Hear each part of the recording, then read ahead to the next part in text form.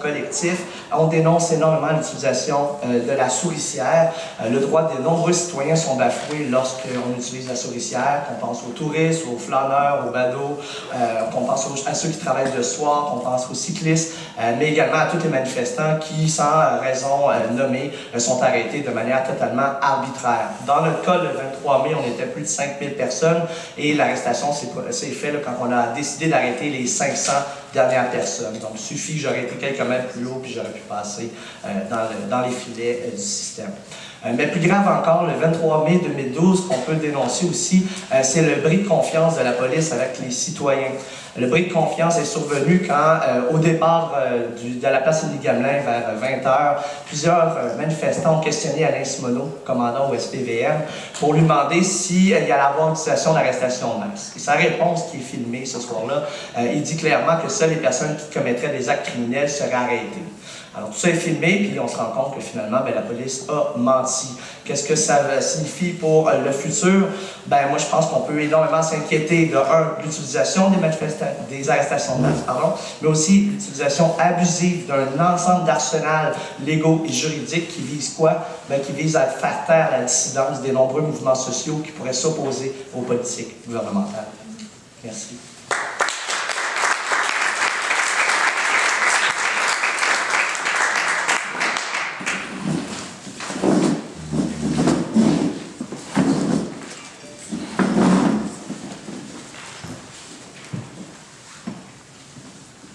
Bonjour, mon nom est Martine Bouchard-Pigeon. J'ai été arrêtée en 2012 en vertu du règlement P6 et je vais être très brève.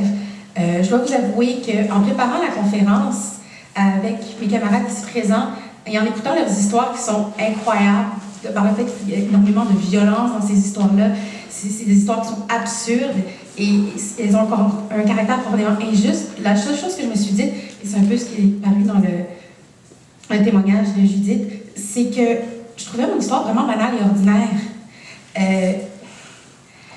J'ai été arrêtée le 12 mai 2012. Ça faisait une bonne dizaine de minutes que j'avais quitté la manifestation de nuit à laquelle j'avais participé. J'ai eu le malheur, dans le fond, de croiser un groupe de gens qui étaient vraiment paniqués, qui tentaient désespérément de quitter la manifestation, mais qui étaient talonnés par le SPVM qui ne voulait pas les laisser partir. Et j'ai été prise en souricière avec eux. Et on a été détenus pendant plusieurs heures, sans avoir accès à de l'eau, sans avoir accès à des toilettes, sans avoir accès à nos propres téléphones. En fait, on n'avait même pas le droit d'utiliser les ressources qu'on avait sur nous. On ne respectait vraiment pas nos droits. Et pourquoi je trouve que mon histoire est banale? Parce que je l'ai entendue vraiment trop souvent. Tellement souvent qu'il est presque devenu normal. Puis c'est ça mon problème avec P6. Mon histoire ne devrait pas être banale. Ça ne devrait pas être normal d'être présumé coupable parce qu'on se trouve au mauvais endroit, au mauvais moment. C'est pas normal d'être détenu plusieurs heures dans des mauvaises conditions et de se faire traiter comme des citoyens de seconde classe pour un règlement municipal. Je suis contre P6 et absolument contre l'application qui en est faite par le SPVM parce que, justement, c'est devenu banal et que ça ne devrait pas l'être. P6, c'est juste un outil de répression, et non pas un outil de répression de la criminalité, mais un outil de répression des manifestations et du droit à manifester. Et les souricières n'ont comme but que de normaliser aveuglément cette répression. Et donc, pour cette raison, je suis contre P6 et les souricières aussi.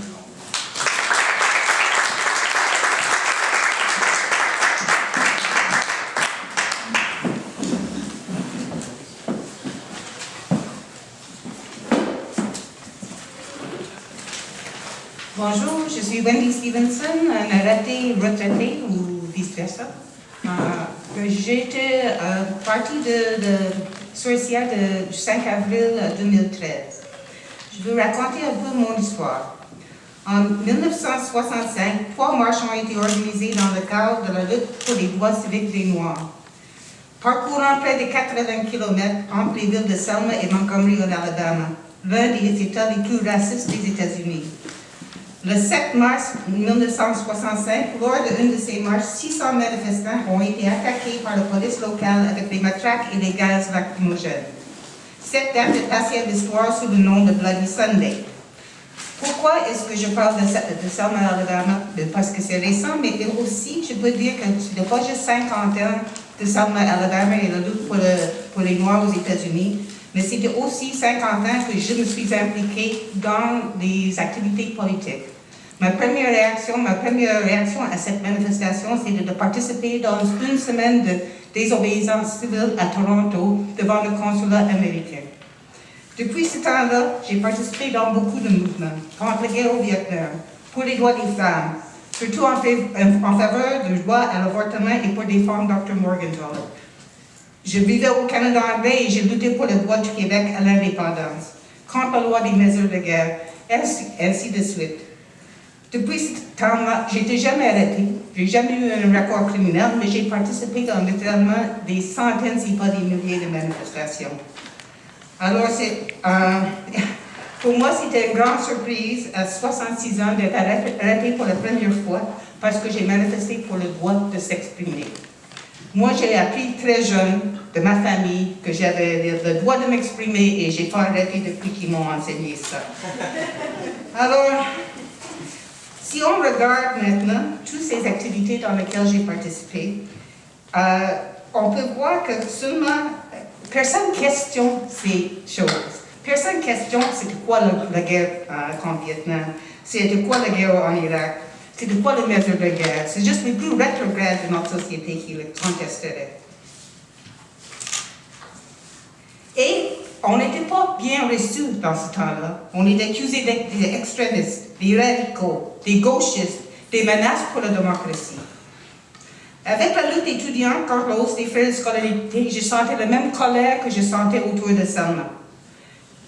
La demande contre la hausse des frais de scolarité et pour la gratuité scolaire, j'ai trouvé étaient des revendications simples et claires et démocratiques.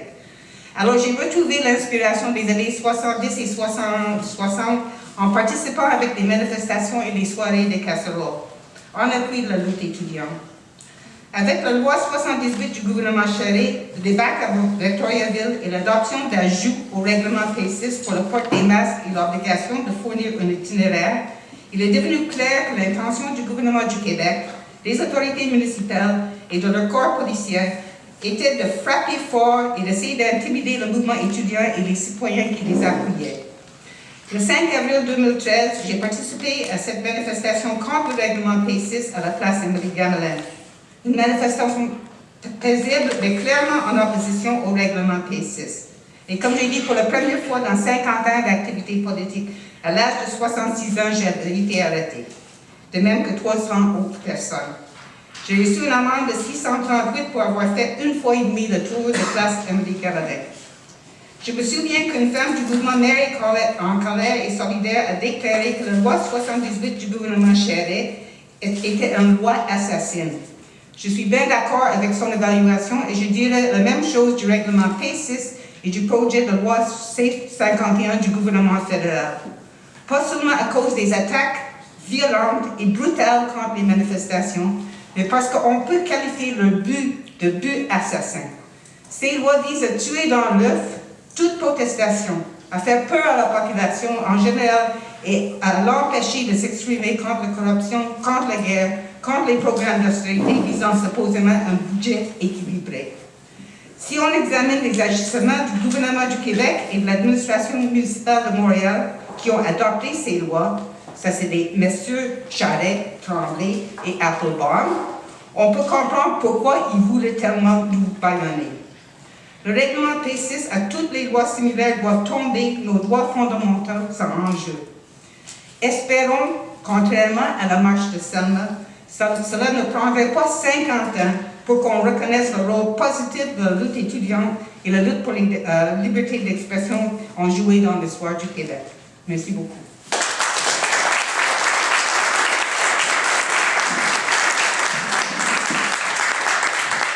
Donc, je voudrais dire merci à Judith, Jean-Pierre, Martine et Wendy pour leur témoignage. Et je vais être porte-parole pour vous mentionner 3 revendications qu'on a en tant que personne arrêtée en vertu de P6. Donc, la première est l'abrogation complète du règlement P6. La seconde, c'est la fin totale des arrestations de masse. Et la troisième, qui est en lien direct, c'est la fin du profilage politique par le SPVM à Montréal. Et donc, j'aimerais aussi remercier les groupes qui ont appuyé notre conférence de presse et notre démarche aujourd'hui. Donc, il y a l'Association pour une solidarité syndicale étudiante, l'Association des juristes progressistes, le Conseil central du Montréal métropolitain, le collectif opposé à la brutalité policière et le syndicat des travailleuses et des travailleurs, le syndicat industriel des travailleuses et des travailleurs. Donc, je vais céder la parole à Francis Dupudéry qui va nous parler de la Commission populaire sur la répression politique. Puis ensuite, les groupes qui sont présents, les représentants et représentantes des groupes qui sont là aujourd'hui en appui pourront venir dire un petit mot à la banque. Merci.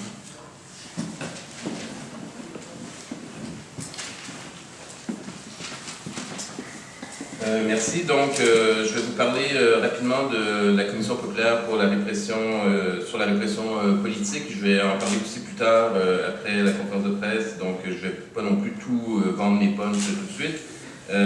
Mais tout simplement pour vous dire donc, que depuis un an, nous avons eu des audiences dans plusieurs villes, à Montréal, Gatineau, Sherbrooke, Québec. C'est près de 75 témoignages qu'on a recueillis, plus que 75 personnes, parce que certains témoignages étaient...